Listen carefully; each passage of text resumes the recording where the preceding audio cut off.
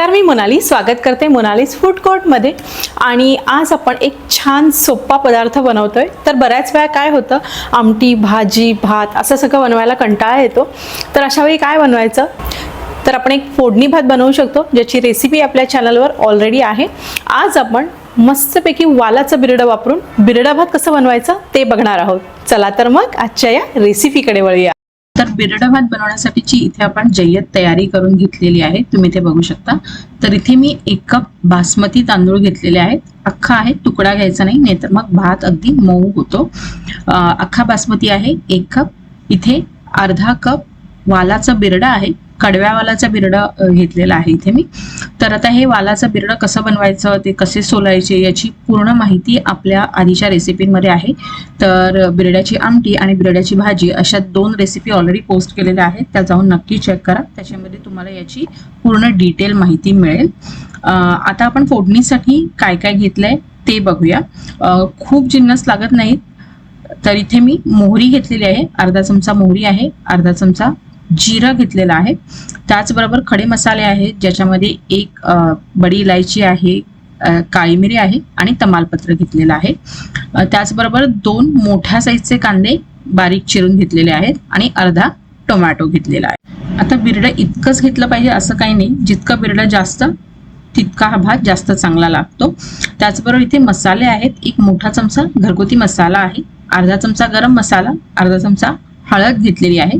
त्याचबरोबर इथे चिमूटभर हिंग आहे, कारण बिरड्याला थोडासा उग्र वास असतो। आणि त्याचबरोबर इथे चवीपुरतं मीठ घेतलेलं आहे। आता सगळ्यात अगोदर काय करायचंय, तर हे जे तांदूळ आहेत ते आपल्याला स्वच्छ धुवून घ्यायचे आहेत। तर याच्यामध्ये भरपूर पाणी घालायचं आणि 3 ते 4 वेळा आपण हे तांदूळ हलक्या हाताने धुवून घ्यायचे आहेत। तर इथे मी तांदूळ धुवून घेतलेले आहेत। आता हे 1 कप तांदूळ आहेत, त्याच्यासाठी आपल्याला 2 कप इतकं पाणी लागणार आहे ह्या पूर्ण रेसिपीसाठी। आपण परत वेगळं पाणी घालणार नाही आहोत। तर हे तांदूळ जे आहेत ते 2 कप पाण्यात भिजत ठेवायचे, एकसारखं करायचं। आता आपण फोडणीची तयारी करूया। तर सगळ्यात अगोदर आपण गॅस चालू करणार आहोत आणि याच्यामध्ये आपण घालणार आहोत 2 मोठे चमचे तेल, कारण आपल्यामध्ये भाज्या म्हणजे जे बिरडा आहे, कांदा आहे, जास्त प्रमाणात आहे। तर 2 चमचे तेल आपण गरम करून घेणार आहोत। आता तेल व्यवस्थित गरम झालं कीच याच्यामध्ये आपल्याला मोहरी घालायची आहे, म्हणजे मोहरी पटकन तडतडते, छान खमंग फोडणी बसते। त्याचबरोबर हे अर्धा चमचा जिरं आणि हे जे खडे मसाले जे आपण घेतले होते ते देखील आपण घालून घेणार आहोत। छान खमंग असा सुवास सुटलाय फोडणीचा, हे परतून घेऊया। आणि आता याच्यामध्ये आपल्याला कांदा घालायचा आहे। तर 2 मोठ्या साईजचे कांदे मी कापून घेतले होते।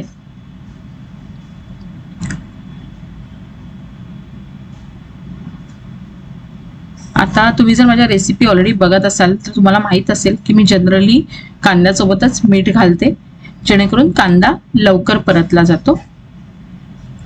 आता हा जो कांदा आहे तो छान लालसर होईपर्यंत किंवा मऊ होईपर्यंत आपण परतून घेणार आहोत। तर तुम्ही इथे बघू शकता, हा जो कांदा आहे तो छान लालसर झालेला आहे, मऊ झालेला आहे। आता याच्यामध्ये हे टोमॅटो घालायचं। टोमॅटो अगदीच अर्धा घेतलेला आहे, कारण खूप जास्त घातलं तर थोडासा आंबटपणा येतो, आपल्याला आंबटपणा नको याच्यामध्ये। आता हे टोमॅटो देखील मऊ होईपर्यंत आपण शिजवून घेतलेला आहे। आता सुके मसाले, तर सगळ्यात अगोदर आपण घातलेला आहे घरगुती मसाला, त्याचबरोबर हा गरम मसाला किंवा गोडा मसाला आणि हिंग, हळद। आता हे जे सगळे जिन्नस जे आहेत सुके ते आपण परतून घेऊया 1 मिनिटभर। खूप छान असा मसाला आणि कांद्याचं मिश्रण तयार झालेलं आहे। आता याच्यामध्ये आपल्याला बिरडं घालायचं आहे।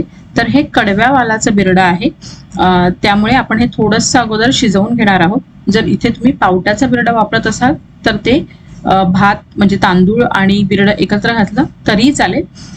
हे जे बिरडं आहे कडव्या वालाचं ते शिजायला थोडासा जास्त वेळ लागतो, पण याची चव पावट्यापेक्षा अगदी उत्तम लागते, म्हणून मी इथे कडवे वाल वापरते।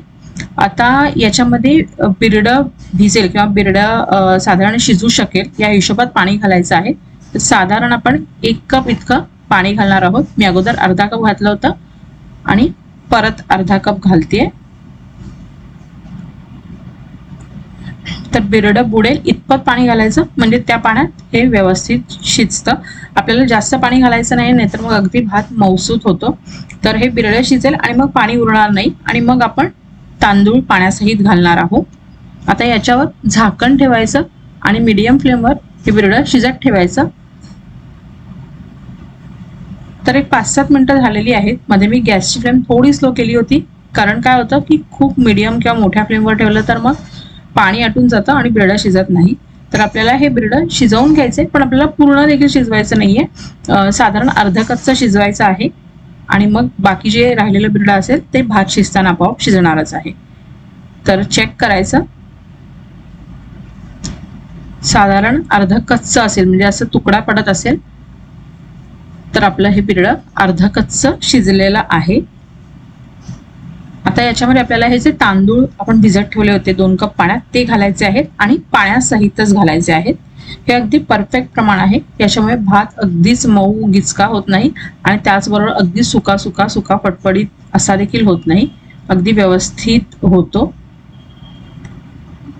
आता हे मिक्स करूया आणि याला आपण छान उकळी काढून घेणार आहोत. तर तुम्ही एकतर झाकण ठेवून देखील उकळी काढू शकता किंवा असंच काढली तरी हरकत नाही. जसं आपण भात शिजवतो नॉर्मल, तसं देखील तुम्ही शिजवू शकता. गॅसची फ्लेम थोडी हाय टू मीडियम ठेवायची आणि हे एक 3 ते 4 मिनिटं उकळवून घ्यायचं. मी थोडीशी कोथिंबीर घालते आत्ता देखील. तर 3-4 मिनिटं झालेली आहेत. आपण एकदा हे मिक्स करून घेऊया.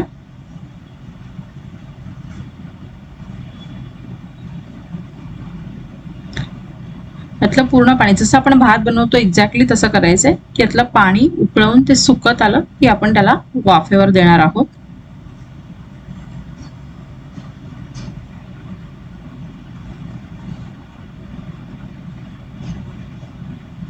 तर इथे तुम्ही बघू शकता यातलं पाणी जे आहे ते जवळजवळ आटत आलेलं आहे, सुकत आलेलं आहे. एकदा हे एकसारखं करून घ्यायचं, व्यवस्थित स्प्रेड करायचं आणि आता मात्र गॅसची फ्लेम स्लो ठेवायची आहे, नाहीतर हा जो भात आहे तो करपून जाईल. आता अगदी मिनिमम फ्लेम ठेवायची, याच्यावर झाकण ठेवायचं आणि याला एक 4 ते 5 मिनिटं वाफ काढून घ्यायची. छान, तुम्ही बघू शकता मस्त झालाय. आपला जो दाणा आहे भाताचा तो देखील छान फुललेला आहे. आपण बिरडं चेक करूया. बघा किती मस्त मऊसूत शिजलेला आहे बिरडं देखील. आणि इथे आपला बिरडा भात बनवून तयार आहे, किंवा डाळिंब्या भात असं देखील म्हणतात, पण काही ठिकाणी या बिरड्याला डाळिंब्या असं देखील म्हटलं जातं. तर बघा किती छान मोकळा सुटसुटीत झालेला आहे आणि त्याचबरोबर अगदी सुका असा देखील भात होत नाही. तर 1 कप तांदूळ असतील तर 2 कप पाणी, हे प्रमाण अगदी परफेक्ट आहे. सो नक्की बनवून बघा, खूप छान होतो या पद्धतीने केलेला भात. आणि फार काही 2-4 गोष्टी बनवण्यापेक्षा कधीतरी असा भात देखील छानच लागतो. खायचा कसा, तर तळलेला पापड, लोणचं याच्यासोबत हा भात छान लागतो. तर इथे मी कडवेवाल देखील ठेवलेले आहेत. काही जणांना माहीत नसेल कडवेवाल म्हणजे काय, तर हे अशा पद्धतीने दिसतात.